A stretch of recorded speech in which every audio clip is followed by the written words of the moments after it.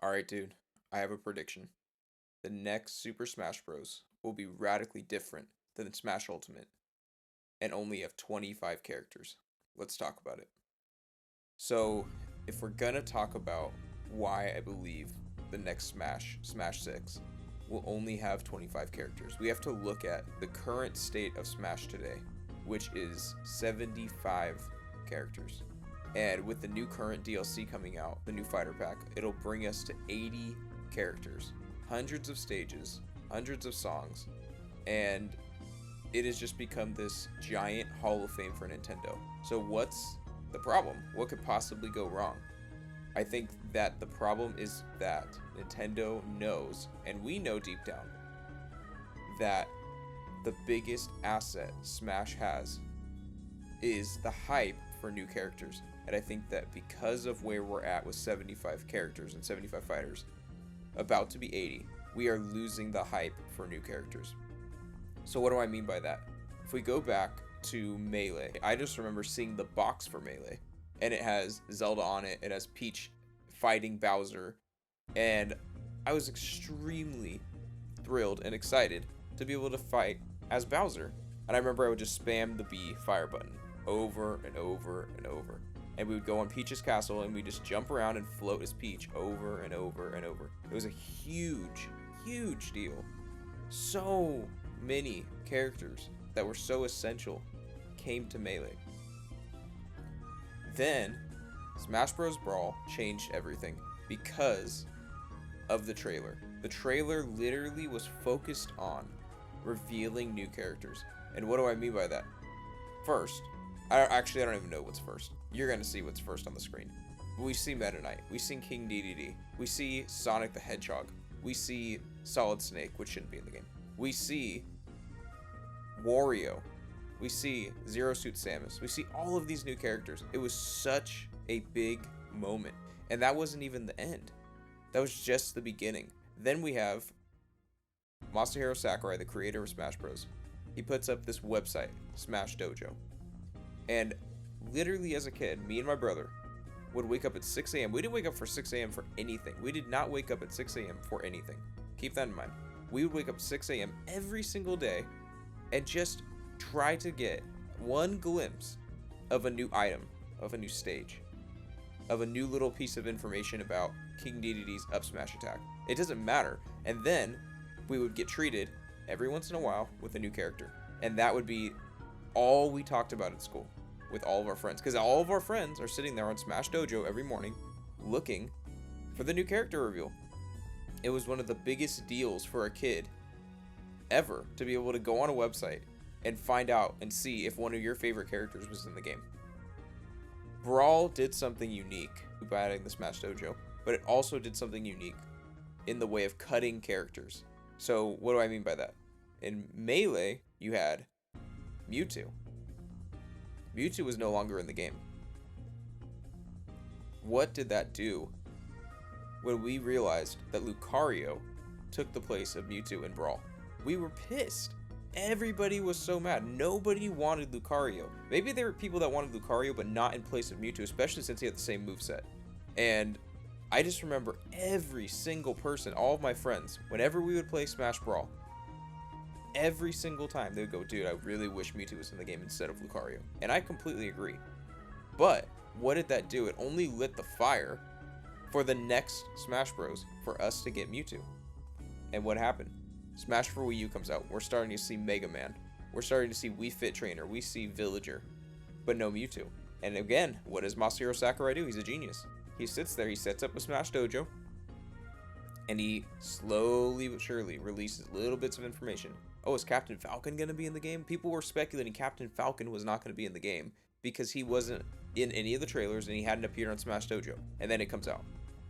And what are we doing? Everybody's hoping for Mewtwo. I'm secretly hoping for Raichu. I'm posting it on Miiverse every single day, add Raichu. And I'm still asking for Raichu to be added. So, I don't know. Putting it out there. But we're all hoping for Mewtwo because he got cut, because we needed him, because we wanted him back. We had a taste of him, and we want him in HD. We want him to return gloriously. So what happens? He actually doesn't even come out in the first initial roster of the game. And everybody's pissed. Everyone's like, what the heck, where's Mewtwo? And what happens?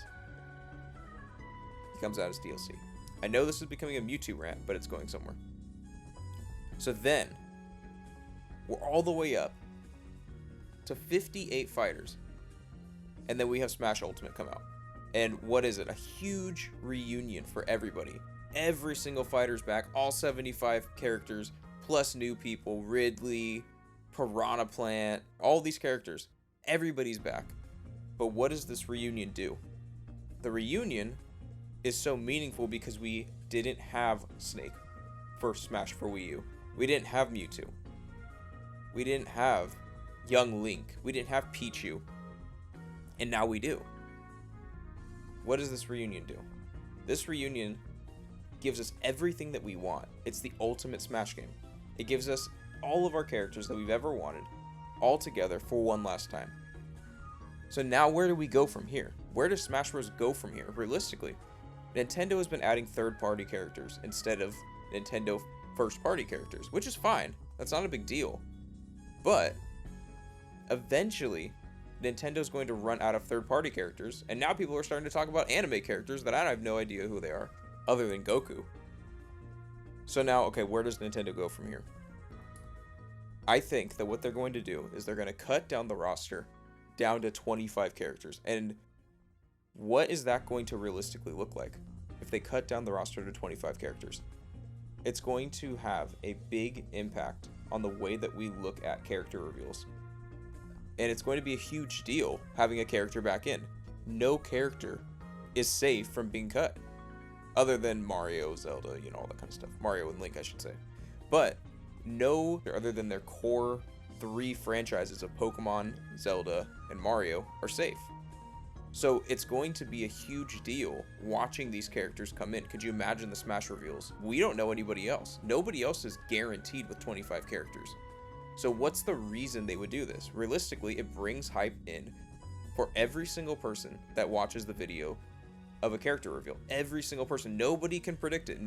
Everybody has a guess, but nobody has a real, genuine idea of what is going to happen. It causes huge attention. Huge attention. The other thing it can do is it can refocus Nintendo on its more modern franchises that are popular right now. So what does that mean? We have plenty of franchises from Nintendo that are iconic, dating all the way back to the 80s. Now, what's more iconic right now? Animal Crossing versus Earthbound. Splatoon versus F-Zero. Fire Emblem versus Ice Climbers. And this isn't to say that those franchises are bad or that people don't like them or that they don't have a good fan base. It's just that what are the modern Nintendo fans playing? They're playing Animal Crossing versus Earthbound. They're playing Splatoon versus F-Zero. They're playing Fire Emblem versus Ice Climbers. And this isn't to say that Nintendo couldn't add a retro character in, but a refocus on this generation. It can let the next generation players have a special connection to a Smash Bros. Game. So then what else does it do? It also helps Nintendo to redesign, and this is the big one, it helps Nintendo to redesign the look and moveset of every single character in the game. So many original characters have the same basic moveset since the very first Smash. So Mario, he hasn't really changed much. He has his cape from Melee, but since Melee it hasn't changed. He has Flood, okay, yeah. He adds a few little things, but what about Cappy Mario? Same with Link. What about Link with full runes from Breath of the Wild? What about a Dynamax version of Pikachu? What about Donkey Kong with coconut guns? All of these things could be possible if we weren't stuck on the old version of Smash. And I'm not saying I don't love the old version of Smash. I love the old version of Smash. But I'm thinking, what is Nintendo thinking? That how do they get out of the corner of, okay, we have 80 plus characters because we can't keep adding characters. So what do? You double down on the quality of each individual character. And this is something Masahiro Sakurai, the creator of Smash Brothers, really holds dear, is quality. Quality over quantity. Now, he also puts out a lot of quantity, but I feel that he cares more about making each individual fighter true to their series, especially nowadays. So when you look at somebody like Inkling from Splatoon or Villager from Animal Crossing, they are very representative of their games, right? They're not representative of their games from 30 years ago, like Mario, or like Link, or like Pikachu. And so I think what you can do is you can really put a lot of polish on these new movesets, and you can put a lot of polish on a lot more than just the movesets. It gives you more resources and time to focus on new game modes, to focus on higher quality stages that interact in different and unique ways. It gives you more time to get real detailed graphics. Anti-aliasing, please. It gives you more time for a full-fledged story mode with cutscenes, hyper focused on the characters that are in the game. It changes the game for everybody.